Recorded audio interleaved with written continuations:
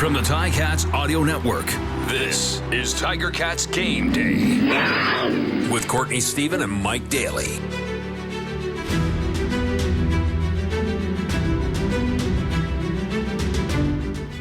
Welcome to Tiger Cats Game Day, presented by Tiffany Gate Fresh Gourmet on the Ticats Audio Network. The Ticats are headed to BMO Field in Toronto to take on the 11-1 Argonauts and see if they've got what it takes to put a stop to the double blue running all over the CFL. 6 and 7 Ticats are hot right now, and Mike, this one's going to be an exciting game. I feel like the Ticats have so much to prove, and it's getting late in the season. It's almost that time for the playoff push. So, Mike Daly, tell me how this game fits into the course of the Ticats season. Yeah, well, listen, every time we had went down to play at BMO Field, it was an awesome feeling, right? Because all of Tiger Town came down. You could feel the energy that, all the Ticat fans brought to that stadium. But it was usually on a different case where the Argos weren't 11-1 and the Ticats weren't fighting for their playoff lives. But the nice thing is all those Ticat fans are going to get on that train. And I don't know if you're feeling it right now, Court, but with this Ticats team, there's a little momentum train building as well, right? And the Ticats right now are rolling. And I like the way that they're kind of gelling together. And you know what? It's not a surprise to me because, Court, I'm sure you'd say the same thing, but with Coach O teams, once that gets rolling and that belief starts building up a little bit, it can be pretty dangerous for those other teams that have to play Ticats right now. Taylor Powell's looking really, really good, kind of coming into his own. That defense stepped up big time last game against Winnipeg, right? It was a total team effort, and this is 3-1 in the past 4. I mean, that's what you want. That's the momentum that's building up, and what a test for the Ticats to take on the Argos and see where they stand at the top of the league. Yeah, coming off a big win against Winnipeg, another worthy opponent. The Ticats are looking at 5 left to close out the season at Toronto today. Then Calgary, Saskatchewan, BC, and Montreal. They control their own destiny to punch a ticket to the playoffs. And potentially they could still host a playoff game at Tim Hortons Field if they play their cards correctly and all things fall into place. So Toronto, on the other hand, they've clinched a playoff berth. They've actually clinched first in the East, if I'm not mistaken. Mathematically, they'd have to let it all completely fall apart, and they'd probably still finish in first in the East. So how does that change their approach to this game? I know that, the Ticats team that you played on in 2000, was it when we have 15-3? 19, yeah. You're pushing to get, the best record that a team has had in some time. Are you thinking about resting, or are you thinking about records at that point in time? Yeah, I don't think you're necessarily thinking about the records piece because it all means nothing unless a Grey Cup is won, right? Like, whatever ends up happening in that regular season, it just really doesn't mean anything unless you're hoisting the cup at the end of the season. So, you see the Argos doing something like AJ Ouellette's not going to play this game, right? They say he's going to rest Andrew Harris. He's a little banged up, so they're going to put him on the 6th game. So you're seeing some things kind of trickle down for the Argos that are in this situation. But because they've done so well early on and have clinched first place, at some point they're going to have to get these guys back in, right? Because it's that rest versus rust debate where if you let them rest too much, well, it takes a little bit to get that groove going again. And they're in such a role that, to get a guy like AJ Ouellette back into the lineup before playoff starts, it's going to have to happen to work with Chad Kelly, all those guys. So what you see around the Argos depth chart is a lot of guys are still in there, and you're going to have the starters playing, but I would expect to see them get pulled pretty quickly, whether it's this game, the next one. Get some rest now and then kind of build up that momentum near the end of the season so that once you get into playoffs, you kind of have that rust shaken off at that point. That's what I'm expecting, but hey, I'm not in those rooms, so you just don't know how different coaches will treat this kind of thing. Absolutely. And just to underscore the fact, Toronto could let this all fall apart. They are 11-1, 5 games remaining for Montreal. If Montreal won all 5, Toronto still has a tiebreaker, so effectively Toronto's clinched that bye in the first week of the playoffs and a home field game in the East Finals. So let's look at their depth chart and see who actually will be showing up today for the Argos. Of course, you've got Chad Kelly, but then the receivers, you got Coxie, DeVaris Daniels, David Ungerer, Brissett, and Johnson. But there's also another interesting character in the Argos wide receiver core that's been making some plays. Tell me about number 81. Yeah, so Tommy Neil, actually an old McMaster guy right here.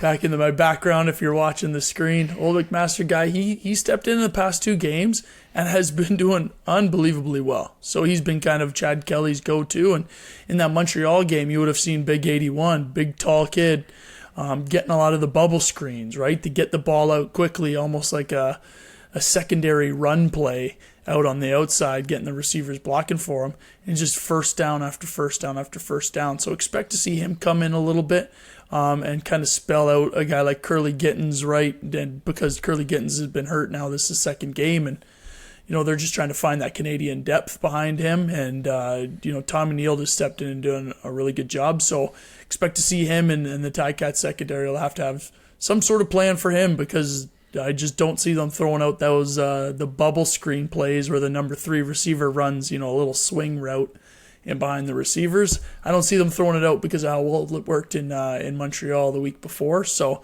something the Ticats defense is going to have to prepare for.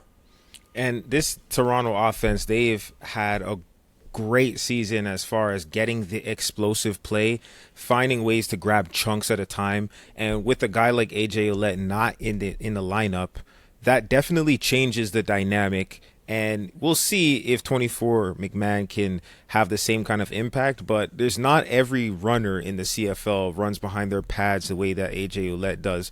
So if Toronto for some reason is not able to run the ball in the same way that they have up to this point, does that change the outlook of this game? That obviously would have to play into the Ticats' favor. Yeah, absolutely. And Toronto's rested on this so much, is handing the ball off to AJ Ouellette and even Andrew Harris when he comes in and spells him out. But the one thing to note is that offensive line for the Argos, they're still playing, right? They have Trayvon Tate coming in at the left tackle, so he'll be a new addition there, but he's been around the league a while, so expect it to be, same old for them, but still running behind that same offensive line. So no matter who it is back there, right, there's going to be these plays to be made in the running game for the Argos. And as long as Chad Kelly's in there, they're going to have that dual threat option where, he can hand it off or he can kind of find some receivers downfield. But they are still very explosive, and they're still a very dangerous offense no matter who's running that ball. They'll also have the Canadian Daniel Adeboboye come in, spell off McMahon as well. And he's shown that when he gets in, he can make some things happen too. So it's really no sleeping and walking through the backups for the Ticats here. They got to lock in and go up against this starting offensive line that's been doing a really, really good job. And Chad Kelly's going to be back there throwing the ball around. And listen, when these receivers out there, especially like a DeVaris Daniels, who just seems to be catching touchdowns left, right, and center, you can't just step into this game thinking the Argos are going to lay down and let you take this win. Yeah, and let's talk about the people who are going to be defending that Argos offense. On the defensive line, a few subtle changes, more so in the alignment. You have Kongbo and Bennett, who are the designated nationals. And then as the designated Americans, you have Trey Crawford and one Jager Davis, who has been seeing more action in the last week than he's seen in the last 6. So let's talk about this front, which has Malik Carney. Sometimes we can't tell, is he an outside linebacker? He got an interception in the last game with like 35 yards after the catch. Quite impressive as an athletic feat. And then, of course, you got Casey Sales and Ted Laurent in the middle, who've been doing a good job of kind of anchoring those A and B gaps all year long. But Jager Davis back in the mix, Trey Crawford, who's been having a very productive season. Is this defensive line finally starting to find their groove? And is Jager Davis going to improve on that, or does he have some catching up to do? Yeah, I think, there's going to be a little bit of catching up because, like you said, if you haven't played in 6 weeks, it's hard for Jager to come right back in and get in the groove. But the nice thing about Jager Davis is he has this skill, this skill set of rushing the passer, and that just doesn't really go away, right? It's kind of like riding a bike. And what he manages to do is he manages the pass rush very, very well. So him being able to come in and maybe not even be as a starting role, right? Maybe just come in for second and longs, right? Anytime you think there's going to be a passing situation, when Malik Carney gets tired, when Kongbo gets tired, whatever it is, maybe that's a perfect spot for Jager Davis, right? Come in, use that skill set that he has, but then give him a little bit of a break, right? In terms of this whole defensive line rounding itself out, yeah, I think so, right? Like you've kind of seen what's been going on, especially with Malik Carney with that interception. That was one of the most impressive plays I've seen in a while, right? They blitz from essentially the left side of the offense. He's on the right side end. He takes one step up to hold the offensive tackle so he can't slide over and pick up the blitz, and then sprints to a receiver across the other side of the defense when Zach doesn't even see him at all, throws that thing up there and to catch. I'll tell you what's impressive the most is that he catches it with his hands. A defensive lineman who's using his hands to pretty much fight all game long, gets those hands out there, nice little triangle with his hands, catch that thing in his hands, and then return it. It was impressive, man. But, yeah, this D-line is really rounding out big time for the Ticats defense. And I think it's one of the things about these guys who come up to the CFL and they play here. The game is built differently than it is in the States. You have to be more athletic. It's more based on space and time, speed, athleticism, instead of just raw power. So a guy like Malik Carney, who has that flexibility, he's a 245 D end. You're not going to play D end in the NFL at 245 very often, but in the CFL, that's prototypical. So he's showing off all of the reasons why he's been a playmaker in this league over the last couple of seasons with plays like the one he had against Winnipeg, and hopefully he'll continue that trend today. But let's talk about the one and only actual change in and out of the defensive lineup. Richard Leonard is returning to his field corner spot, and he'll be playing next to number 14, Dexter Lawson, who he was brought into the fire very early, and he had to see the likes of Nick Dembski and Dalton Schoen. Those guys welcomed him into his first start with a couple of deep corners, just like you had mentioned they were going to try and attack him with. But you know what? In that second half, they bounced back in the back end. And by the leadership of Stavros Katsantonis, I felt like that back end found a way to tie it together and hold it down. Now, having Richard Leonard back in the fold, that has got to be a big lift for this defensive backfield for the Ticats. Yeah, and I mean, we've talked about Richard Leonard a ton, and, you know, he deserves it all because what he can do out there, right? That field corner spot, he can now eliminate that side of the field, essentially, right? And he's very savvy. He understands what's going on, right? So he'll be able to help out Lawson for sure.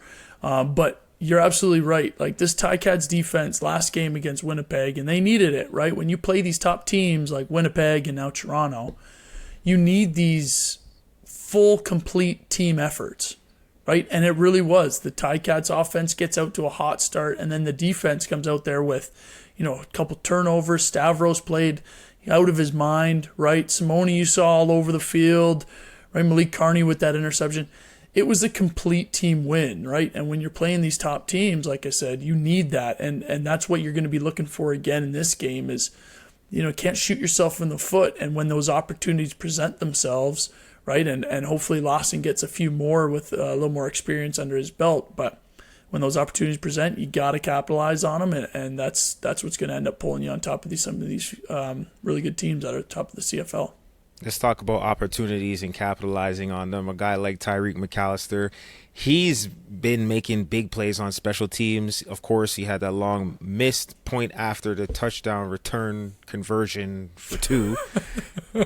That's a guy who flashes on the film, and now in the offensive set, I think it's about time that him and guys like Bayless, Keandre Smith, folks who've we've seen flashes from them. Maybe this is going to be their chance to start to break out a little bit more. Terry Godwin has come on nicely in the last few weeks, finding his way to the end zone. Tim White has really been exploding and doing exactly what we had expected him to do early in the season. He's really started to shoulder the load from an offensive production standpoint. But I think this offense is kind of taking turns of who's going to be the guy to step up. And especially in these last few games where they've collected a few of their wins. Earlier on in that streak, it was James Butler who was going over 100 yards, 120 yards rushing, catching the ball. Then Tim White started to step up. There was a game where Terry Godwin had 2 touchdown catches. I'm interested to see how the other guys work their way into the fold, because as Taylor Powell gets more comfortable and confident, he's not afraid to spread the ball around to guys. And as Keandre Smith said in an interview this week, every guy that's lined up here has the skill to beat the person who's lined up against them. Do you feel like this is a balanced offense, or do you think that they really do need one guy to go off each week to have a chance to win? No, I think, with Taylor Powell, the way he's kind of coming into form here, last game, 5 receivers with multiple catches. 5 last game. That doesn't include a couple that had 1 catch as well, right? James Butler was able to only manage about 86 yards on the ground, which is good, right? And they're feeding him the ball, and you need that because James Butler's one of the best players on this offense, and you need to get him as many touches as you can. But what's impressive about it is Taylor Powell is spreading that ball around. So that makes it very hard for a defense to try to figure out what's going on, because when every single receiver is live on any given play, and live being, on defense, you kind of game plan, you start tracking who's getting targets, who's not getting targets. If there's 3 receivers to the short side of the field and 2 to the field side, well, where are they throwing it more times? 80% they're going to the 2 receiver side. So these guys aren't really going to get the ball much, right? Decoys. But yeah, exactly. All decoy routes, right? And usually you see that with the most outside receivers, sometimes decoy routes, blocking receivers type thing, but not with this offense. With this offense, he's spreading the ball around so well that you can't really hone in on 1 or 2 guys. Yeah, sure, Tim White's going to have a couple explosive games like he does, but Keandre is exactly right, and he showed you with that catch that he had last week, right? Huge first down where he just goes up and over top of the DB, and Taylor Powell gives him a shot, gives any one of these receivers a shot, and they're gonna come down with the ball. But the biggest thing is, you mentioned Tyreek McAllister, and Court, I know you'll like this because you're a fan of this guy, but Sean Thomas Erlington takes a little bit of that weight off of a guy like Tyreek McAllister, right? So now you have these 2 essentially tweeners where they're kind of these running backs, explosive type receivers, right? Can get that yak yard, make people miss, right? But now Sean Thomas Erlington, I'd like to see him get a little more involved into the offense, because we've been saying it for a couple of years now. Every time he touches that ball, good things happen for the Ticats. So he's kind of that extra little Swiss Army knife that, they can find a new and fun way to use. Yeah, and he also is been instrumental in the last few games in helping to protect Taylor Powell. One of the changes in this offense has been Joel Figueroa. He is not going to be in the lineup tonight. You got Jordan Murray moving over to the left tackle, Tyrone Riley coming in at the right tackle. But when asked earlier this week who was the most improved offensive lineman, Coach O said it was, Coulter Wood-Manzi has really been coming on. And then next to David Beard and Revenberg, I mean, this offensive line, though you're missing Big Fig, which is one of the best offensive linemen in the CFL, one of the highest paid linemen in the CFL, you have 5 bona fide guys up front with backs in the backfield who know how to identify blitzes and then pick up pressure to give Powell a protected pocket, somewhere safe to throw the ball from. And I think we can't overlook that quality, because without those running backs to kind of pick up those late blitzers or those wrappers who are coming around the edge, I don't think that Taylor Powell has the same kind of productivity that he's been having. Of course, it's a team game, but I feel like we got to give our flowers to the running backs in their pass protection, especially as of late, because they've been stepping up and really helping this offense have a chance to breathe and deliver and throw the ball on first and key second downs. Yeah, absolutely. I agree completely with you, right? And what better opportunity than this week when you go up against this Argos defense, right? Like, you look at their defensive line, and it's one of the best in the league right now, right? You got Flo or Rimalade over on the end, and he is playing lights out. It's one of those matchup nightmares that we talk about where you can't really leave them on a one-on-one situation, right? So what better way than those backs, checking some of the backers to make sure none of them are blitzing, but now have a called chip play where that back is there in beside Taylor Powell, pass play happens, and he goes and helps Jordan Murray chip flow to slow him down, right? To give Taylor Powell a little more time in the pocket. And when you do these chip blocks and chip kind of from outside in, you bring that defensive lineman closer to the big offensive lineman who just wants to get his hands on him, right? That's all he wants to do is be able to latch those big hands on him, and then it's going to be a long night for him. So look for some of these backs like Sean Thomas-Errington, James Butler, those type of guys to come in there and chip some of these ends, because this Argos defensive line is no joke. 6 sacks last week against Montreal, and they lead the league in sacks right now. So it's going to be quite the test for that offensive line that's been rounding out. Well, we always talk about games are a matter of not beating yourself, not having a excessive amount of turnovers, and field position. Now, field position changes when you have negative yardage plays, but you were telling me before we hit the red button and turn this thing on that the Argos are among the best in the league at all of the above. Protecting the quarterback, getting to the quarterback, getting the ball, keeping the ball. So what's the key to undoing that formula that's been working so well for them? Well, if you got the answer, Court, I'd love to hear it. But I think the best thing you can do is it all starts with protecting that football. The turnovers are what's going to end up undoing an offense, right? Undoing a team, essentially. And we saw it last week with the Ticats, right? Got a couple turnovers against Winnipeg early. They were managed to put some scores up nice and quick, right? Start fast. But I think at the end of the day is when you can protect that ball, which Taylor Powell and James Butler and crew are doing very, very well. That's the most important, because then you at least get to kick the ball downfield, right? If you're not able to get into field goal range or get a touchdown, you at least get to flip that field position battle, right? So you limit the turnovers, you get to keep that field position going.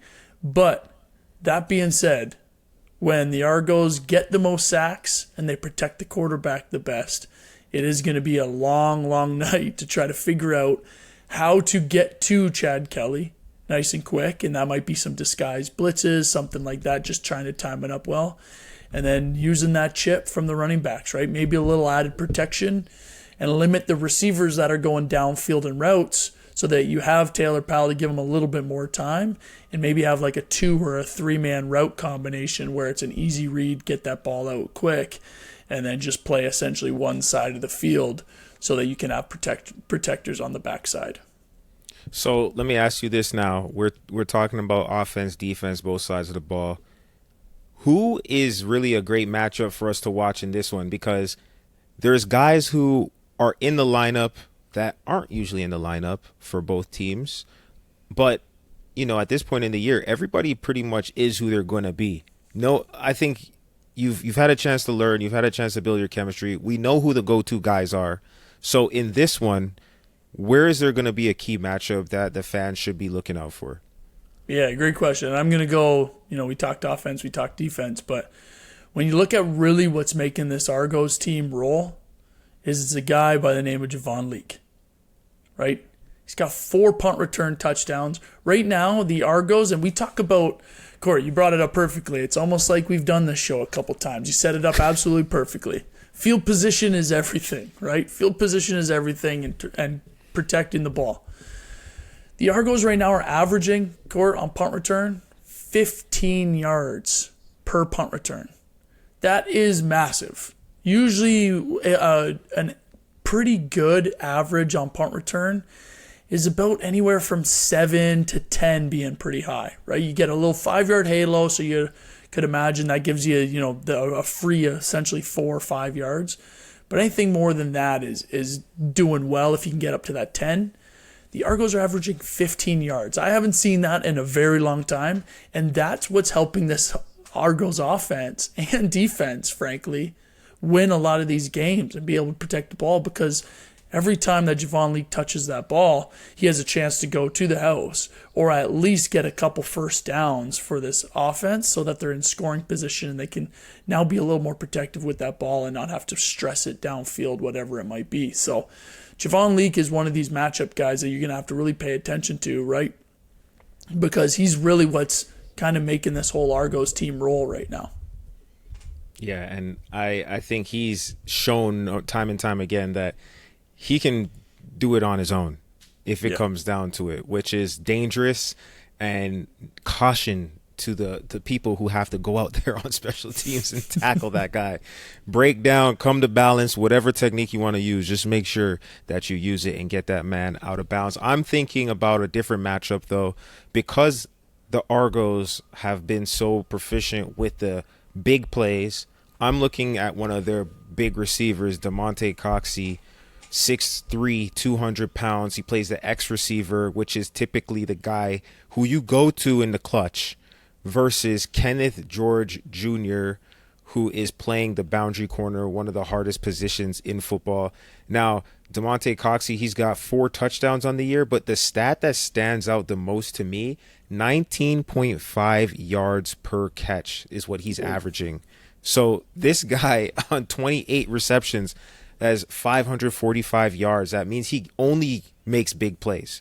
He really only makes big plays, and I think you have to account for somebody like that in key situations. So when it is second and long, when it is red zone, you got to make sure that it's body to body. You're doing your technique perfectly, man turn, play through the hands, be aggressive through the finish, and you know, if you can get a hat on the ball when he's falling down, maybe you can force a fumble or just get to him a little bit psychologically, because he is a gamer. Coxey is a gamer, and Kenneth George Jr. is going to have a full day's work going up against him. So that's a matchup that I'm looking forward to, and I will be highlighting when I'm watching the game later on. Any individual people that we haven't spoken about that you think are noteworthy that folks should keep an eye out for? Yeah, I think Chris Edwards, right? Chris Edwards, I want to see him kind of appear onto the scene. I know he was in Argo last year, so it's going to be one of those things where you always get up for the team you're going to play against next, or the team that you were on before. But there's a pretty good Sam linebacker matchup in this game, right? So Chris Edwards, I want to see him pop. We've been talking about this. He's a big play DB back there, right? And I just haven't really seen him show up a ton as of recent. So, and I know he has it in him, but when you talk about playing this full team game, it's defense getting some turnovers, and that's what he has shown in the past that he's been. But a Darius Pickett on the other side, these are two guys that can really affect a game in, game out, right? Last game you saw Darius Pickett get that sack to seal the win for the Argos really late. And I'm looking for Chris Edwards to do something similar, whether it's a sack, right? Whether it's a couple big tackles in the backfield on a blitz where he's kind of folding in behind some of those D linemen, the offensive line can't see him, and so all of a sudden, boom, he's in the backfield. Couple tackle for losses, stuff like that to make it into a second and long. Just hit for him to show up making these big splash plays, because Ticat fans have gotten accustomed to it early on in the season, but down the stretch, we're really going to need a guy like Chris Edwards to be able to step up to make some of these plays. So that's kind of where my eyes going to be, is on that Chris Edwards, but also on that Sam linebacker battle, because he's just involved in so much throughout the game. Yeah, and I think the guy right next to him, Jameer Thurman, he's also a playmaker who's had some great flashes this year, and he's been relatively consistent, but in a game where the starting running back for the opposing team is not in the lineup, I think that whoever finds their way between the tackles against Jameer Thurman, I want number 6. I want him to punish that running back, and I want him to assert himself as a great player that he is. Not to say that he hasn't, but I think there's a phenomenal opportunity for him to really rack up some tackles, make some plays in the backfield, and just show off why he is one of the best numbers linebackers in this game. And of course, This game is happening 7 p.m. at BMO Field in Toronto. It is the 6-7 Ticats looking to go 500 against the 11-1 Toronto Argonauts, who've already locked up first spot in the East for the rest of this season. And now it's the Ticats' turn to do their job and punch a ticket to the playoffs. So if you're not going to make the trip down that Lakeshore West line and get off an exhibition and head into BMO Field, then you know what to do. You tune in at listen.ticats.ca. And if you've been tuning in all season long, we appreciate it. Make sure that everybody hit that subscribe button on whatever platform you on, whether that's YouTube, Spotify, or Apple. Make sure you subscribe and give us a rating. We always appreciate those 5 stars because it helps us find more Ticats fans out there. So for Mike Daly, this is Courtney Stephen for Tiger Cats Game Day, presented by Tiffany Gate Fresh Gourmet on the Ticats Audio Network. And until next week, we hope you have a great game day. It's game day and you're ready. So are we. Let us know your thoughts. Email us at gameday@ticats.ca. Courtney Stephen and Mike Daly are here every game day with their insights into today's game. Subscribe to the Ticats Audio Network on Spotify or wherever you get your podcasts.